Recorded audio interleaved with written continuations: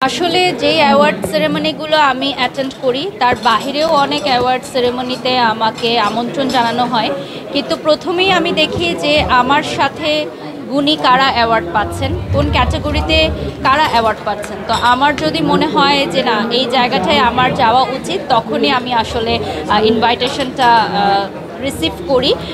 এছাড়া আমি দেখছি যে রিসেন্টলি অনেকই অ্যাওয়ার্ড শোগুলো হচ্ছে, এবং এই অ্যাওয়ার্ড শোগুলোর জন্য কিন্তু আমাদের বাকিদেরও অনেকেরই বদনাম হচ্ছে, কারণ এই ধরনের কথা উঠে এসেছে যে টাকার বিনিময়ে নাকি অ্যাওয়ার্ড প্রদান করা হচ্ছে।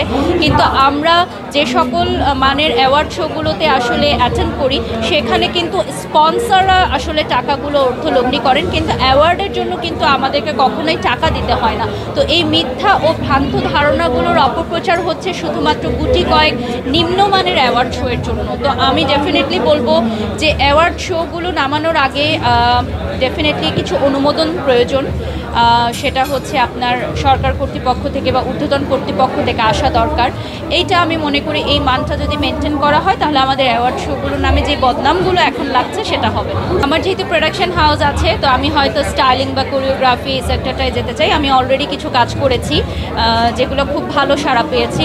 যেহেতু আমি দীর্ঘদিন ধরে শোবিজ ইন্ডাস্ট্রিতে কাজ করেছি এবং ফ্যাশন আমার একটা পার্ট, কারণ যেহেতু ফ্যাশন নিয়ে আমি কাজ করি, তো দেখা যায় যে সেলিব্রিটিদের স্টাইলিং বা কোরিওগ্রাফিটাও অনেক সময় করা হয়ে থাকে। তো ইন ফিউচার হয়তো আমি সেই সেক্টরে কাজ করতে আগ্রহ প্রকাশ করব। নেগেটিভ কমেন্টগুলো আমি অনেক গুরুত্ব সহকারেই আসলে মাথায় রাখি, কারণ তারা আসলে আমাদের ভুলগুলো ধরিয়ে দেয়। আর আমি এখনও শিখছি। আমি মনে করি যে আমি বাড়ির সকল ভুল করতে পারি, আজকে মানুষ মাত্রই ভুল। তো আমাদের ভুলগুলো শুধরে দেওয়াই হচ্ছে অডিয়েন্সদের কাজ। হয়তো অনেক সময় আমার কাছে আমার চোখে আমাকে পারফেক্ট মনে হতে পারে, বাট আরেকজনের মনে হতে পারে যে না, হয়তো আজকে বাড়ির সব রেড লিপস্টিক দিলে ভালো লাগতো।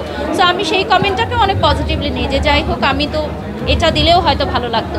আর এখন অডিয়েন্স তো অনেক ফ্যাশন সচেতন। আমি মনে করি যে ম্যাঙ্গো পিপল তারাও আমাদের মতোই অনেক ফ্যাশন সচেতন। তো তাদের কাছ থেকেও আমি শিখি। আমি কখনোই নেগেটিভ কমেন্ট দেখলে রাগ হওয়া বা মন খারাপ করা এরকম কিছু করি না। আমি সেটাকেও পজিটিভলি নেই, সাধুবাদ জানাই।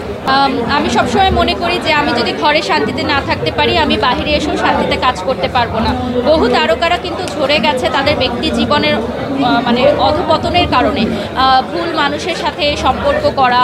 এবং আমি বিগত দিনেও দেখেছেন আপনারা যে অনেক সুপারস্টাররাও কিন্তু তাদের ক্যারিয়ারে মানে যে জায়গায় আসলে তারা থাকতে পারতো, কিন্তু তাদের ব্যক্তি পার্সোনাল লাইফের কারণে হয়তো তারা কাজের প্রতি ফোকাস করতে পারেনি। তো আমার মনে হয় যে আমার যখন ব্যক্তি জীবনটা পারফেক্ট থাকবে, আমি যখন ব্যক্তি জীবনে সুখী হব, তখনই আমি মানুষকে কাজ দিয়ে হ্যাপি করতে পারবো। এবং আমার সবসময় মনে হয় যে আমার একজন গাইডলাইন হচ্ছে আমার হাজব্যান্ড। ও আমাকে গাইড করে যে কী করা উচিত, কী করা উচিত না, কারণ আমিও অনেক সময় বুঝে উঠতে পারি না। তো আমি মনে করি যে একজন মেন্টর, একজন গাইডলাইন খুবই জরুরি।